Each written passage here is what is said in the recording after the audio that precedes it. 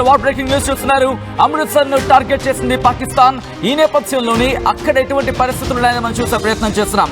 ఎందుకంటే ఇంతవరకు జమ్మూను చూసాం, ఆ తర్వాత పంజాబ్ కి సంబంధించి వరుసగా అమృత్సర్, పంజాబ్ ని టార్గెట్ చేస్తోంది పాకిస్తాన్. ఈ నేపథ్యంలో ఎటువంటి వ్యూహంతో వెళుతోంది, ఎందుకు పాకిస్తాన్ పదే పదే కవ్వింపు చర్యలకు దిగుతోందనేది ఇక్కడ ప్రధానమైన ప్రశ్న రైజ్ అవుతోంది. మర్చిపోవాలి, ఇంకా కాల్పుల విరమణ ఒప్పందాన్ని పాకిస్తాన్ ఉల్లంఘించిందనేది మనం వదిలిపెట్టి ప్రస్తుతం దాడులకు దిగాల్సిందని గట్టిగా బుద్ధొచ్చేలా జవాబు చెప్పాల్సిందనేది కూడా మనకి క్లియర్ కట్ గా అర్థమవుతోంది. మా ప్రతినిధి రామ్దాస్ దగ్గరికి వెళ్లే ప్రయత్నం చేస్తున్నారు. రామ్దాస్, దీన్ని ఎలా చూడాలి? అమృత్సర్ ని బ్యాక్ టు బ్యాక్ టార్గెట్ చేస్తుంది. ఇప్పుడు మన ముఖ్యంగా పంజాబ్ కి సంబంధించి ఆ టార్గెట్ అనేది ఇంకా కంటిన్యూ అవుతోంది. నిన్న చేస్తుంది, మొన్న చేస్తుంది, ఈ రోజు కంటిన్యూ అవుతోంది. పాకిస్తాన్ ఏమనుకుంటోంది, ఇన్ఫాక్ట్ పాకిస్తాన్ లక్ష్యం ఏంటి? ఇప్పుడు ఒక లేటెస్ట్ ఇన్ఫర్మేషన్ చెప్తాను మీకు. ఈ లాస్ట్ 60 minutes లో 100 డ్రోన్ అటాక్స్ జరిగాయి. లాస్ట్ 60 minutes అంటే లాస్ట్ అవర్ లో. సో గంటలో 60 డ్రోన్ మనం నిర్వీర్యం చేయగలిగా. ముఖ్యంగా కచ్ ను టార్గెట్ చేసినట్టుగా కనిపిస్తుంది. మనకు లేటెస్ట్ అప్డేట్స్ వస్తున్నాయి. కచ్ లో కంప్లీట్ గా బ్లాక్అవుట్ చేశారు. అక్కడ చాలా చోట్ల డ్రోన్స్ అలాగే మిసైల్స్ కూడా బహుశా ప్రయోగించే ఛాన్స్ ఉన్న నేపథ్యంలో బ్లాక్అవుట్ చేశారు. డ్రోన్స్ అయితే అక్కడ నిర్వీర్యం చేస్తున్న పరిస్థితి కనబడుతోంది. సో గుజరాత్ ప్రభుత్వం పూర్తిగా అలర్ట్ అయింది కచ్ తీర ప్రాంతంలో. ఎందుకంటే అక్కడ ఆ ప్రాంతంలో పూర్తిగా అలర్ట్ అయిన పరిస్థితి కనబడుతుంది. కంప్లీట్ బ్లాక్అవుట్ అయింది కచ్ ఇప్పుడైతే. సో ఆ రకంగా Punjab, Gujarat 4 states, 4 states 60 minutes 100 drones. ఏం జరుగుతుంది? పాకిస్తాన్ ఇంతటి ఉల్లంఘనలకు పాల్పడుతోంది. ఇక భారత్ ఎట్టి పరిస్థితిలో ఉపేక్షించదు. ఒక్క గంటలోనే మనం ఇన్ని అప్డేట్స్ అందుతున్నాయంటే ఇంకా చాలా సమయం మిగిలింది రాత్రికి. బహుశా ఇప్పుడు ఎర్లీగానే స్టార్ట్ చేశారు నిన్నటి కంటే. నిన్న మొన్న ఇవాళ సూర్యాస్తమయం కాగానే చీకటి పడగానే దొంగ బుద్ధి ఇది 100% ఏం జరుగుతోంది, ఎందుకు ఉల్లంఘన, ఎందుకు ఈ తిరుగుబాటు, ఎందుకు వింత ధోరణి అర్థం కావట్లేదు. మరి అంతర్జాతీయ సమాజం ఎలాంటి సమాధానం చెప్తుంది పాకిస్తాన్ కు, మనకి ఇప్పుడు ఎలాగా అండగా నిలబడుతుంది అనేది మనం చూడాల్సిన పరిస్థితి కనబడుతుంది. సో పాకిస్తాన్ ఆర్మీ అయితే సీజ్ ఫైర్ కి యాక్సెప్టెన్సీ లేనందునే అమృత్సర్ ఎయిర్పోర్ట్ కి సంబంధించిన అనదర్ బ్రేకింగ్ మనం చూడబోతున్నాం. అమృత్సర్ ఎయిర్పోర్ట్ ని బ్లాక్అవుట్ చేసినట్టుగా తెలుస్తోంది. అంటే అర్థమవుతుంది అక్కడ పరిస్థితులు మారుతున్నాయి అనేది. ఇప్పటికే బిఎస్ఎఫ్ కి ఫుల్ పవర్స్ ఇచ్చింది కేంద్ర ప్రభుత్వం. భద్రతా బలగాలకు సంబంధించి, సశస్త్ర బలాలకు సంబంధించి ఫుల్ పవర్స్ ఇచ్చింది. ఎక్కడైనా డ్రోన్ కనిపిస్తే పేల్చేయండి అంటూ కూడా ఆదేశాలు జారీ చేసింది. అనంతనాగ్, బద్గాం, శ్రీనగర్, కశ్మీర్ వ్యాలీలో ప్రాంతాల్లో డ్రోన్లు కనిపించాయి. చీకటి పడుతూ ఉండగానే, ఇన్ఫాక్ట్ చీకటి పడిన కాసేపటికి ఎల్ఓసి వెంబడి మళ్లీ కవ్వింపు చర్యలకు దిగింది పాకిస్తాన్. దిక్కుమాల ఆలోచనలు, పనికిమాలిన ప్రణాళికలతో ఎటు కోఆర్డినేషన్ లేకుండా, ఎటు కమ్యూనికేషన్ లేకుండా ప్రభుత్వానికి, సైన్యానికి మధ్య ఎటువంటి చర్చ జరిగిందనే ప్రశ్న వచ్చేలా ఈరోజు తన పావులు కదిపే ప్రయత్నం చేస్తోంది, తన అడుగులు వేస్తోంది. ఇటువంటి నేపథ్యంలోని డ్రోన్లతో భారత్ మీద విరుచుకుపడే ప్రయత్నం చేస్తుంది. అనదర్ బ్రేకింగ్ న్యూస్ చూస్తున్నారు. గుజరాత్, కచ్ జిల్లాలో కనిపించాయి డ్రోన్లు. కచ్ జిల్లాలో బ్లాక్అవుట్ ప్రకటించారు అధికారులు. ఎప్పుడైతే డ్రోన్స్ కనిపిస్తున్నాయో ఆ ప్రాంతాలకు సంబంధించి హై అలర్ట్ ని జారీ చేయడం జరిగింది. పాకిస్తాన్ సరిహద్దు జిల్లాల్లో హై అలర్ట్ ప్రకటించాయి భద్రతా బలగాలు. గుజరాత్, కచ్ జిల్లాలోనూ డ్రోన్లు కనిపించినట్టుగా తెలుస్తుంది. మా ప్రతినిధి రామ్దాస్ అప్డేట్స్ అందించేందుకు లైవ్ లో కంటిన్యూ అవుతున్నారు. రామ్దాస్, ఇటు గుజరాత్, కచ్ లో కూడా ప్రస్తుతం ఉద్రిక్త వాతావరణం ఉంది. మరి ముఖ్యంగా సైన్యం అలర్ట్ అయింది. అక్కడ కూడా గుజరాత్, కచ్ లో కూడా ప్రస్తుతం బ్లాక్అవుట్ ఏర్పాటు చేసిన, ఇన్ఫాక్ట్ బ్లాక్అవుట్ విధించినట్టుగా తెలుస్తోంది. ఏం జరుగుతోంది కచ్ లో? పక్కగా ప్రస్తుతానికి కచ్ బ్లాక్అవుట్ చేశారు. 3 డ్రోన్లను నిర్వీర్యం చేశారు. ఇక ముఖ్యంగా మళ్ళీ అనంతనాగ్, సౌత్ కాశ్మీర్ వైపు కూడా వెళ్లారు, రియాసీ వెళ్లారు, గందేర్బాల్, ఈ ప్రాంతాలన్నీ కూడా జమ్మూ అండ్ కాశ్మీర్ లో మళ్ళీ అక్కడ కంప్లీట్ గా డ్రోన్స్ తో అటాక్ చేసిన పరిస్థితి కనబడుతుంది. ఇప్పటికైతే కచ్ లో 3 డ్రోన్లను కూల్చివేసిన పరిస్థితి కనబడుతుంది. కచ్ అంతా కూడా కంప్లీట్ గా బ్లాక్అవుట్ చేశారు. ఎగ్జాక్ట్లీ రియాసీ, జమ్మూ, గందేర్బాల్, ఈ ప్రాంతాలన్నింటిలో కూడా Anantnag, south Kashmir, Anantnag and exactly ఇవన్నీ కూడా ఉదంపూర్, ఇవన్నీ కూడా డ్రోన్లు, మళ్ళీ డ్రోన్ల కలకలం రేగుతుంది. అక్కడ నుంచి కూడా డ్రోన్ల నిర్వీర్యం చేసిన పరిస్థితి కనబడుతోంది. సో ఈ అన్ని ప్రాంతాల్లో కూడా డ్రోన్లను ఎక్కడెక్కడ కూల్చివేసిన పరిస్థితి కనబడుతోంది. సో మ్యాసివ్ వయలేషన్ జరుగుతుంది పాకిస్తాన్ వైపు నుంచి. 100% పూర్తిగా ఒప్పందాన్ని ఉల్లంఘించారు.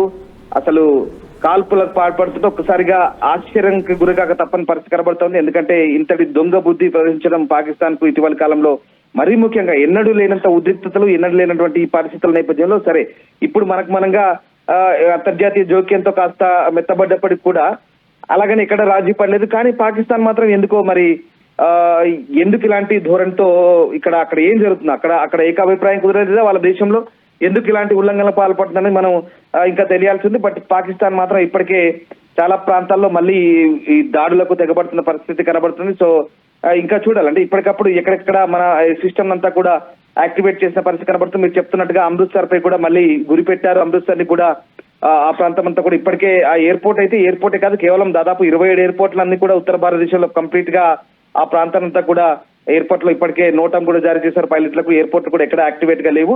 బట్ అదొక అడ్వాంటేజ్ మనకి. పూర్తి స్థాయిలో ఎలాంటి జాగ్రత్త చర్యలు తీసుకోవాలో, ఎందుకంటే నిన్న ఫిరోజ్పూర్ లో కంప్లీట్ గా గురి తప్పి ఒక ఇంటిపై పడింది. 26 చోట్ల నిన్న దాడి చేస్తే 25 చోట్ల నిర్వీర్యం చేయగలిగాం. బై మిస్టేక్ ఫిరోజ్పూర్ లో ఒక ఇంటిపై పడంతో ఇల్లంతా కూడా పూర్తిగా దగ్ధమైపోయింది. ముగ్గురికి పూర్తిగా తీవ్ర గాయాలైన పరిస్థితి. సో అలా అంటే జనావాసాలే లక్ష్యంగా చేసుకొని దాడులు అయితే కొనసాగిస్తున్నారు. సేమ్ నిన్నట్లాగే ఇవాళ కూడా జనావాసాలు. ఒక్కసారి మీ లైన్ లో ఉండే ప్రయత్నం చేయండి. మనతో పాటు మాజీ సైనికులు, కార్గిల్ వార్ లో పాల్గొన్న జగ్గరావు మనతో పాటు రిటైర్డ్ ఆర్మీకి ఇన్ఫాక్ట్ రిటైర్డ్ సైనికులు, దాంతో పాటు కార్గిల్ యుద్ధంలో పాల్గొన్న జగ్గరావు మనతో పాటు ఫోన్ లైన్ లో జాయిన్ అవుతున్నారు. జగ్గరావు గారు నమస్తే అండి. జగ్గరావు గారు నా మాట వినిపిస్తోందా అండి? జగ్గరావు గారు, ప్రస్తుత పరిస్థితి చూస్తుంటే కనీసం 3 గంటల వ్యవధిలోనే కాల్పుల విరమణ ఒప్పందాన్ని తూట్లు పొడిచింది పాకిస్తాన్. ఎటువంటి పరిణామాలని పాకిస్తాన్ ఇప్పుడు చవిచేయాల్సి ఉంటుందండి? ఎటువంటి పరిణామాలు ఎదుర్కోవాల్సి ఉంటుంది పాకిస్తాన్?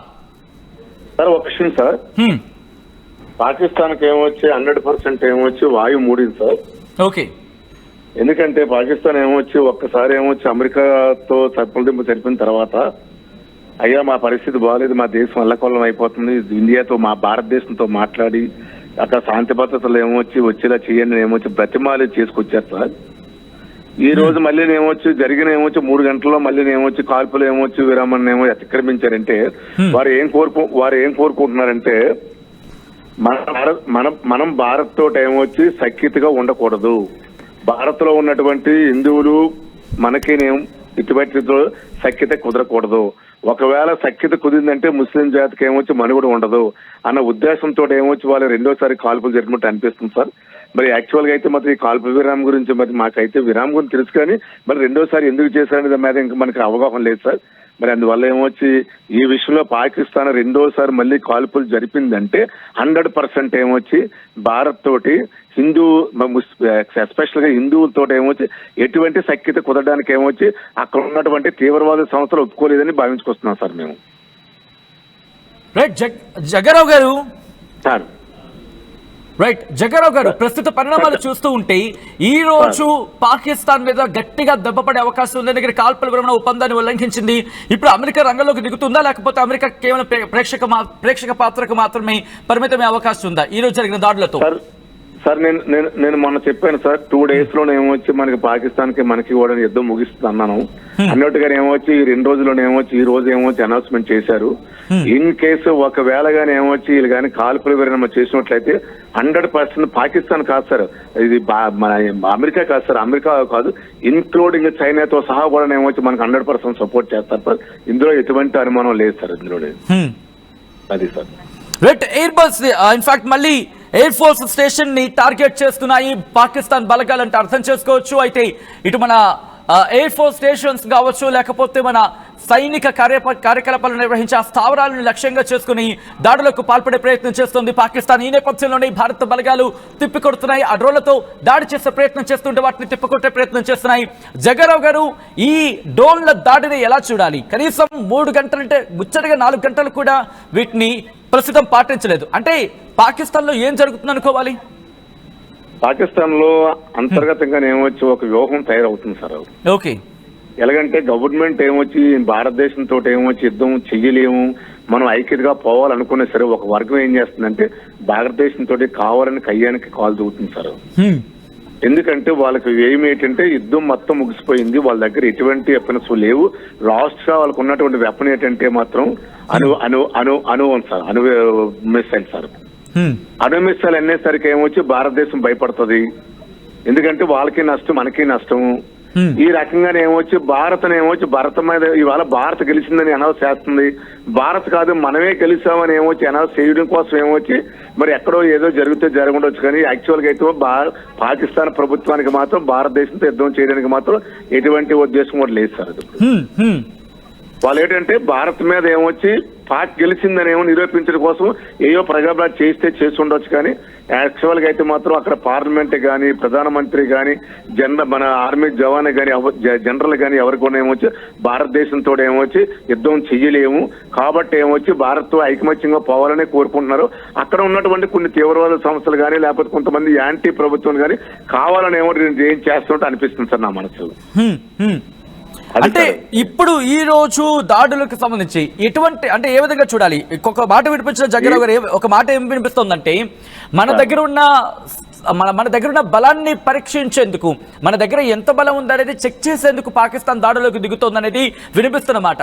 పాకిస్తాన్కి ఎందుకంత దుర్బుద్ధి? మన దగ్గర ఉన్న సత్తా ఆల్రెడీ 2 రోజుల నుంచి చూస్తూనే ఉందిగా సార్. మన దగ్గర సత్తాకి ఏమొచ్చి వాళ్ళు 100% ఏమొచ్చి ఎప్పుడూ కూడా సెల్యూట్ చేశారు సార్.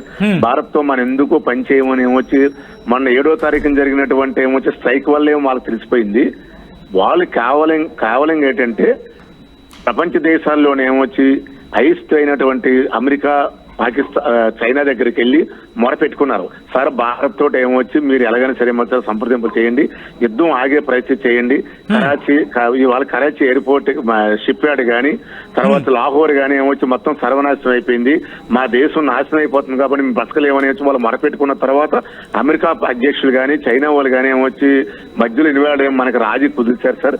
దానివల్ల మన మోడీ గారు కూడా ఏంటంటే మాత్రం ఆ దేశమే కాదు, ఒకవేళ ఇన్ కేసు ఏదైనా కారణంగానే అణుమిసైల్స్ కానీ ఉపయోగిస్తే 2 దేశాలు కూడా నష్టం ఉందనే ఉద్దేశంతో మనం కమిట్ అయ్యాం సార్. కమిట్ అయిన తర్వాత కూడా ఇంకా కాల్పులు జరుపుతున్నారు అంటే వాళ్ళు ఏంటంటే మనువుడి కోసమే సార్, ఏం కాదు మనువుడి కోసమే.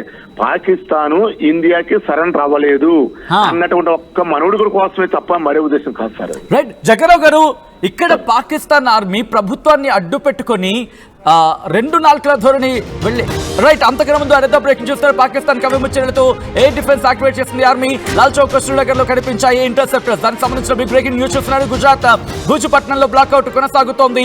దాంతో పాటు మరికొన్ని ప్రాంతాలకు సంబంధించిన బిగ్ బ్రేకింగ్ బిగ్ డెవలప్మెంట్ చూస్తున్నారు. భుజ్ లో 2 పాకిస్తాన్ డ్రోన్లు కనిపించాయి.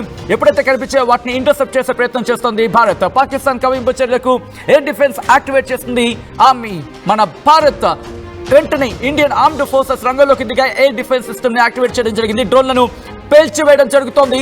మా ప్రతినిధులు ఇప్పటికీ రామ్ దాస్, మనోజ్ అందరూ కూడా సిద్ధంగా ఉన్నారు. అప్డేట్స్ ఫాలో అవుతున్నారు. మరికి సేపట్లో అప్డేట్స్ అందించబోతున్నారు. జగ్గారావు గారి దగ్గరికి వెళ్లే ప్రయత్నం చేస్తున్నాను. రిటైర్డ్ ఆర్మీ ఆయన దగ్గరికి వెళ్లే ప్రయత్నం చేస్తున్నాను. ఇటు జగ్గారావు గారు, ఇటు మన air defence system. Okay alright, Ram Das దగ్గరికి వెళ్ళే ప్రయత్నం చేస్తాను. Thank you so much Jagga Rao గారు. ఆర్టీతో జాయిన్ అంశానికి సంబంధించి మీ అభిప్రాయం వ్యక్తం చేసే ప్రయత్నం చేస్తున్నందుకు. మా ప్రతినిధి రామ్ దాస్ అప్డేట్స్ అందించేందుకు సిద్ధంగా ఉన్నారు. రామ్ దాస్, కవ్వింపు చర్యలు కంటిన్యూ అవుతున్నాయి. అంతకన్నా ముందు భుజ్ లో ఎటువంటి పరిస్థితులు చూస్తున్నాం? లేటెస్ట్ అప్డేట్స్ ఏంటి Ram Das? Gujarat Naliya air force base అది, అలాగే అబ్డాసా అనే ప్రాంతంలో కూడా పూర్తిగా ఇప్పుడు మనకు అక్కడ అటాక్స్ ప్రయత్నం చేశారు. అక్కడ కూడా మనం నిర్వీర్యం చేసిన తెలుస్తుంది. ఇక భుజ్ బ్లాక్అవుట్ అయింది, కచ్ బ్లాక్అవుట్ చేశారు ఆల్రెడీ.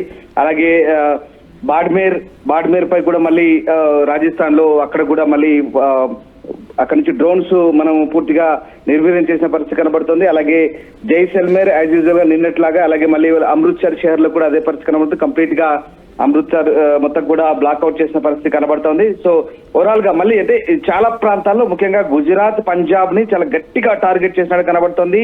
అండ్ రాజస్థాన్ ఆల్సో ఈ ప్రాంతాలను కూడా చాలా నాలియా ఎయిర్ ఫోర్స్ స్టేషన్ కూడా డ్రోన్ అటాక్ చేసినట్టుగా తెలుస్తుంది గుజరాత్ లో.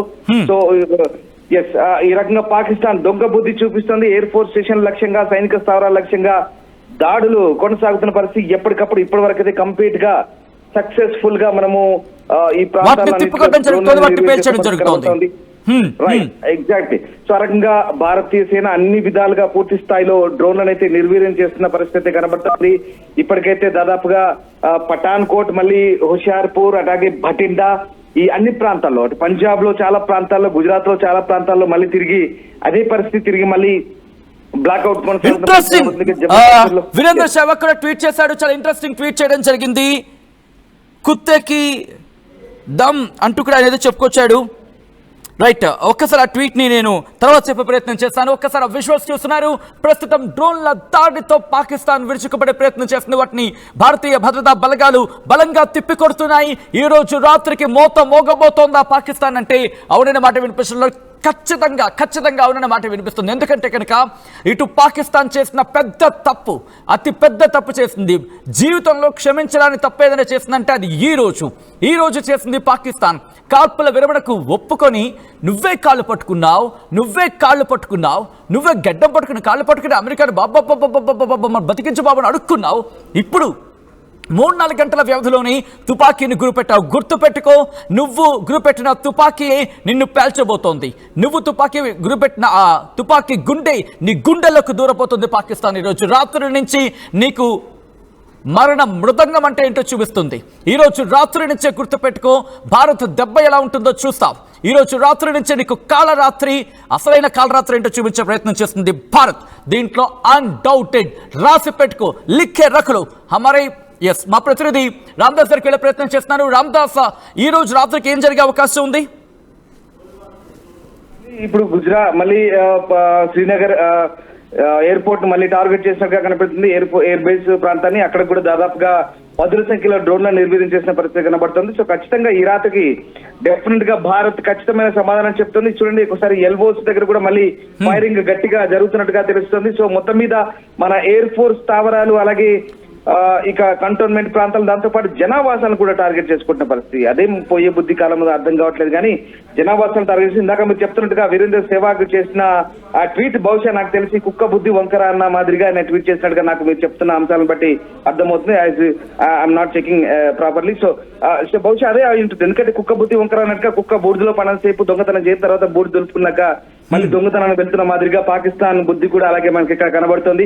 సో ఆ రకంగా అన్ని చోట్ల ఉల్లంఘనకు పాల్పడుతుంది. ఎల్ఓసి వెంబడి ఇటు డ్రోన్లు, 100ల సంఖ్యలో డ్రోన్లు.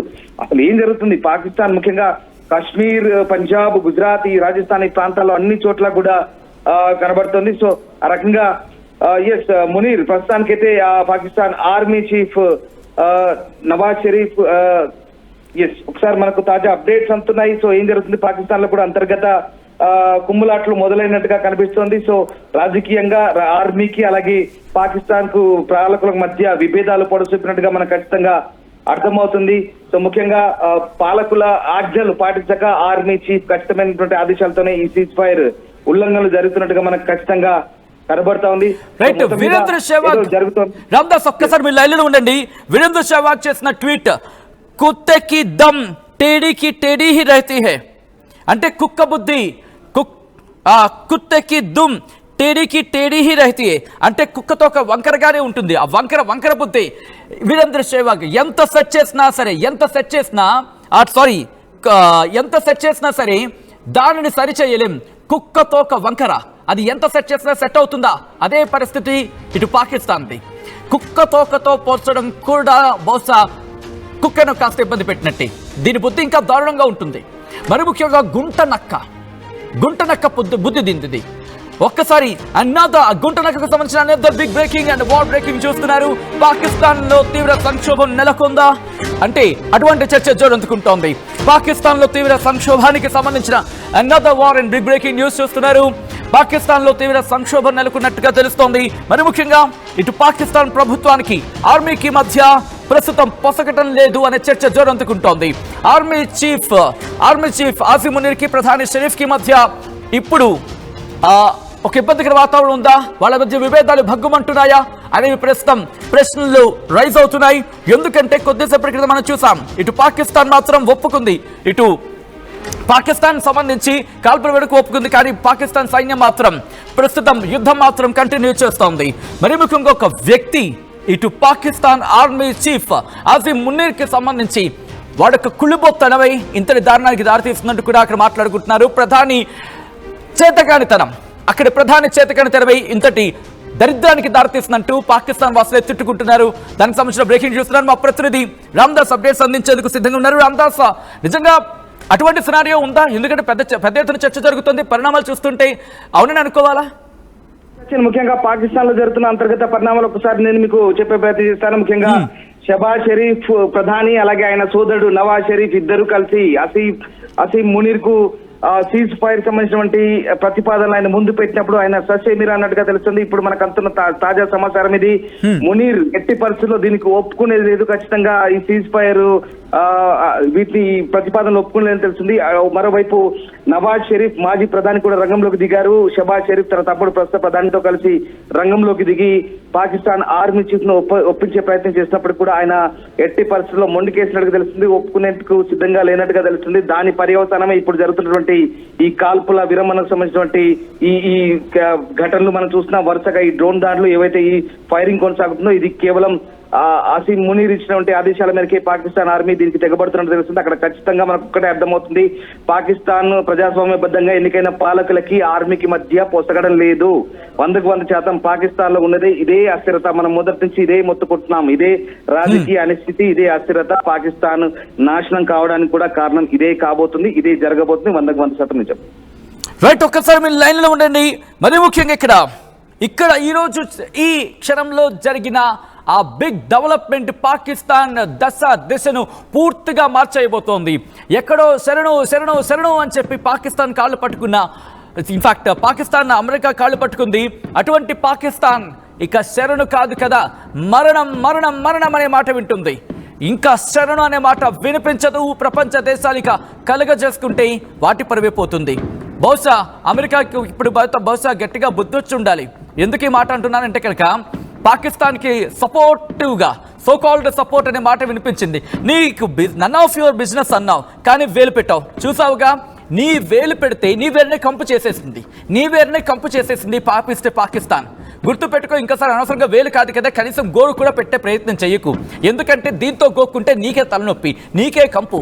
ఇది ఎలాగ పాకిస్తాన్ చైనాతో గోక్కుంటోంది, ఆ గోకుడికి దానికి తీరిపోతుంది. కొన్ని రోజులు ఆగితే చైనాకు ఊడిపోతుంది. నెత్తి మీద ఉన్న కాస్త ఆ పరిస్థితులు ఏమైనా అవన్నీ పూర్తిగా కింద పడిపోతాయి. ఈ నేపథ్యంలో అక్కడ అంటే పాకిస్తాన్లో ఎటువంటి పరిస్థితులు ఉన్నాయో చూస్తున్నాం. కాల్పుల విరమణకు పాల్పడుతోంది పాకిస్తాన్. భారత్కు సంబంధించి పరిస్థితులు మారుతున్నాయి.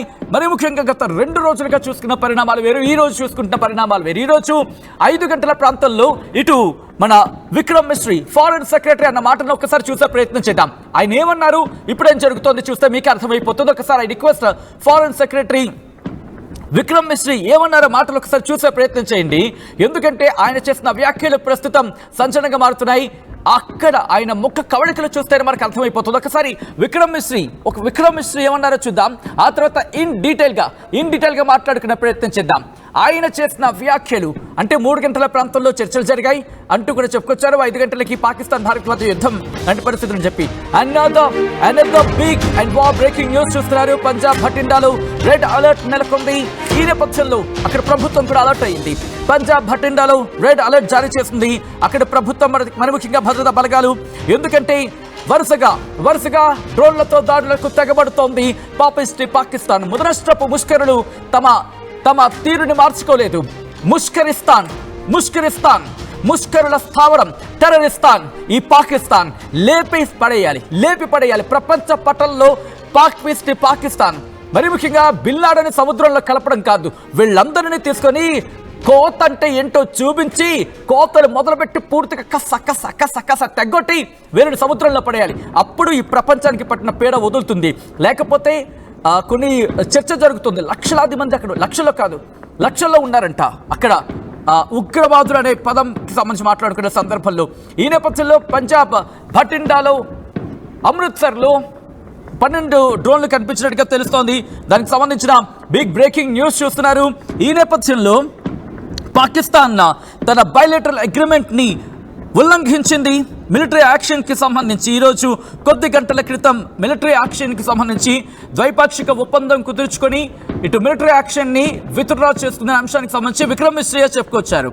ఈ నేపథ్యంలోని ప్రస్తుతం పౌరులకు విజ్ఞప్తి చేయడం జరుగుతోంది. సీజ్ ఫైర్ వైలేషన్కి సంబంధించి ఎప్పుడైతే రిపోర్ట్లు వచ్చాయో డీసీ అమృత్సర్కి సంబంధించి ఆయన ప్రజలకు విజ్ఞప్తి చేయడం జరుగుతోంది.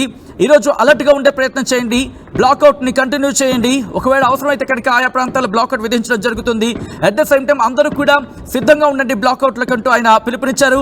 ఒకవేళ సైరన్లు మోగితే కనుక ఇళ్లలోనే ఉండండి. దాంతోపాటు ఇండోర్స్లో ఉండే ప్రయత్నం చేయండి, బయట రోడ్ల మీదకు రావద్దు అంటూ చెప్పుకొచ్చారు. దాంతోపాటు ఎటువంటి క్రాకర్స్ని కాల్చొద్దు. దాంతోపాటు డ్రిల్స్కి సంబంధించి మాట్లాడుకునే సందర్భంలో ఒకవేళ డ్రిల్స్ జరిగితే కనుక భయపడద్దు అంటూ చెప్పుకొచ్చారు. మా ప్రతినిధి రామ్దాస్ అప్డేట్స్ అందించేందుకు సిద్ధంగా ఉన్నారు. రామ్దాస్, మీ దగ్గర ఉన్న లేటెస్ట్ అప్డేట్ ఏంటి? సచిన్ ఒక మనకు బ్రేకింగ్ అంతుంది, బిగ్ అప్డేట్ అంతుంది. కేంద్ర గృహ మంత్రిత్వ శాఖ అంటే హోంశాఖ కార్యాలయంలో ఇంటెలిజెన్స్ బ్యూరో ముఖ్య సమావేశం, చాలా ఎమర్జెన్సీ మీటింగ్ జరుగుతుంది. అన్ని రాష్ట్రాల ప్రధాన కార్యదర్శులు, చీఫ్ సెక్రటరీలు టెలికాన్ఫరెన్స్ అలాగే వీడియో కాన్ఫరెన్స్ ద్వారా వీళ్ళంత మంది కనెక్ట్ అయ్యారు.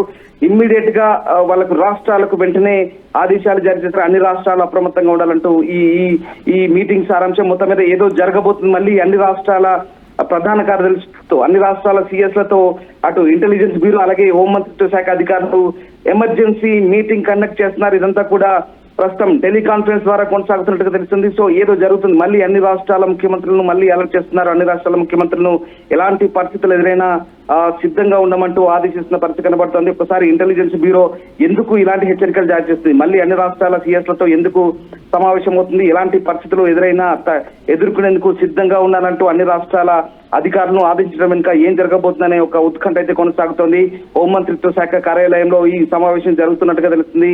నార్త్ బ్లాక్ లో ప్రస్తుతం ఇంటెలిజెన్స్ బ్యూరో అధికారులు అలాగే హోంమంత్రిత్వ శాఖ కార్యదర్శి నేతృత్వంలో ఈ సమావేశం అయితే జరుగుతుంది. ఐబీ మీటింగ్ ఇంటెలిజెన్స్ బ్యూరో సమావేశం అయితే కొనసాగుతుంది. సో అన్ని రాష్ట్రాల ప్రధాన కార్యదర్శులు పాల్గొంటున్నారు. సో ఏం జరగబోతుంది ఒకసారి మనం ఊహించుకోవచ్చు. సో నేను ఇందాకే చెప్పాను, అన్ని రాష్ట్రాలను అప్రమత్తం చేస్తున్నారు. మరొకసారి మళ్ళీ ఏదో గట్టి నిర్ణయం తీసుకోబోతుంది. పాకిస్తాన్ ఎటువైపు నుంచి ఎటు దాడి చేసి తెలియదు కాబట్టి పిచ్చోడి చేతిలో రాయి మాదిరిగా ఒక న్యూక్లియర్ వెపన్ కలిగినటువంటి ఒక స్టేట్ మరొక స్టేట్ తో తలపడుతున్నప్పుడు ఇది చాలా ప్రమాదకరమైన పరిస్థితి. అందుకే దక్షిణాసియాలో ఉద్రిక్తత తలెత్తకుండా అంతర్జాతీయ జోక్యం కలిగింది. కానీ ఇప్పుడు ఆ జోక్యాన్ని పాకిస్తాన్ లోని కొంతమందికి కంటగింపుగా ఉంది. ఆ జోక్యాన్ని సహించలేదు, ఆ జోక్యాన్ని ఒప్పుకోవట్లేదు. దాని పర్యవసనమే ఇవాళ జరుగుతున్నటువంటి దాడులు. ఇవాళ భారత్ సార్వభౌమత్వాన్ని కాపాడుకోవాల్సిన సమయం ఆసన్నమైంది. అన్ని రాష్ట్రాలను అప్రమత్తం చేస్తోంది కేంద్రము. ఏం జరుగుతోంది? ఉన్నత స్థాయి సమావేశాలు వరుసగా సాగుతున్నాయి. సౌత్ బ్లాక్ లో, నార్త్ బ్లాక్ లో, ఢిల్లీ కేంద్రంగా దేశ రాజధాని నుంచి ఖచ్చితమైనటువంటి ఆదేశాలు రాష్ట్రాలకు వెళ్తున్నాయి. సచిన్ ఒక్కసారి మీరు ఆలోచించండి ఏం జరుగుతుంది. దీన్ని బట్టి ఎలాంటి పర్యవసానాలను ఎదుర్కోవడానికి భారత్ లోని అన్ని స్టేట్స్, అన్ని రాష్ట్రాలు సిద్ధంగా ఉండమంటూ దీని సారాంశం. సో ఖచ్చితంగా భారత్ అన్ని వైపులా ఇక ఖచ్చితంగా అష్టదిక్కుల పూర్తి స్థాయిలో అష్టదిగ్బంధనం చేయబోతుంది. పాకిస్తాన్ కూడా ఒకవేళ శత్రువు నుంచి వచ్చినటువంటి ఎలాంటి దాడులైనా సమర్థంగా తిప్పికొట్టేందుకు అందరూ అప్రమత్తంగా ఉండాలంటూ మరొకసారి అప్రమత్తం సూచిస్తున్న పరిస్థితి కనబడుతోంది.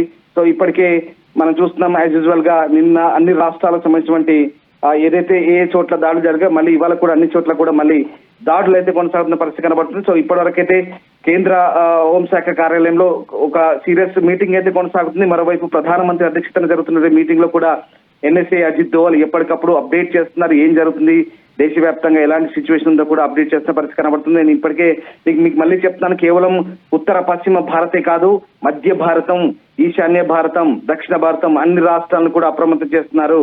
అన్ని నేవీ కమాండ్ సెంటర్లని అలాగే అన్ని మిలిటరీ హెడ్ క్వార్టర్ని, అన్ని కేంద్రాలను కూడా అప్రమత్తం చేస్తున్నారు.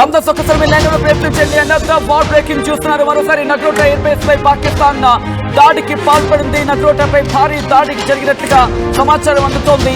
పాకిస్తాన్ ఆర్మీ టెర్రరిస్టులు కలిసి దాడి